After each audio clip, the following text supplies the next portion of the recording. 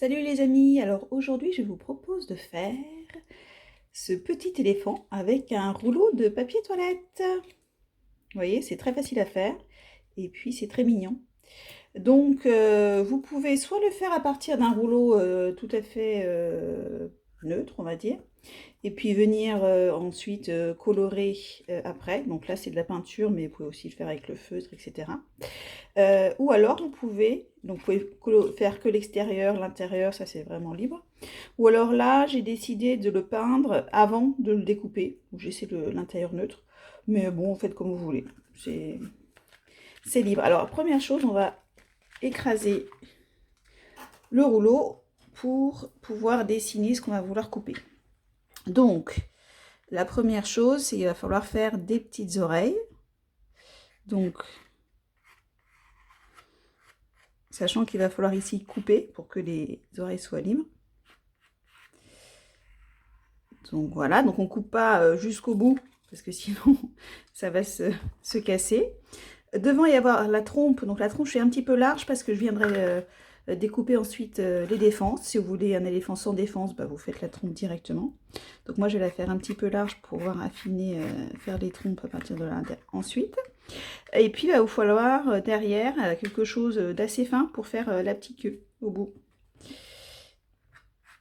Donc comme ça. Et puis entre les deux, il va falloir quand même faire les jambes. Donc comme ceci par exemple. Donc on découpe là, là on vide. Et là ce sera vide aussi. Donc on y va. Donc le premier coup de couteau. Donc si vous n'avez pas, essayez d'utiliser un crayon pas trop fort pour que pas ça se, pour pas que ça se voit ensuite. Ou alors vous découpez un petit peu en dehors du trait. Comme ça, ça se verra pas pour les parties qui seront vidées. Voilà. La queue derrière.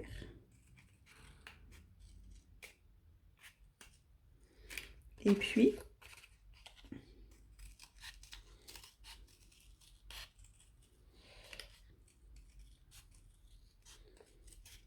la partie des oreilles. Et puis ici, va falloir venir couper pour libérer cette partie-là. Voilà. Donc, on a notre éléphant qui est presque prêt. Donc on a les oreilles, on peut ajuster éventuellement un petit peu en fonction de comment on le trouve. On a les pattes, on a la petite queue derrière.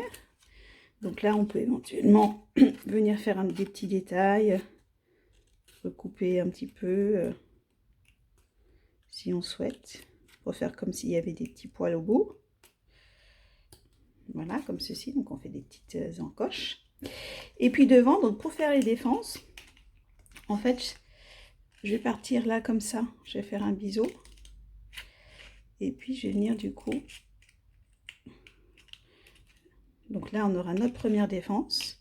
Donc là, il va falloir venir la recolorer ensuite. Si on veut qu'elle soit blanche, ben, on donnera un petit coup de blanc. Et on fait pareil de l'autre côté. Donc on regarde un peu la hauteur qu'on a prise. Et... Pardon, ça se voit pas parce que je ne vois pas ce que je fais. Donc voilà, donc on a deux petites défenses. Je vais donner un petit coup de couleur.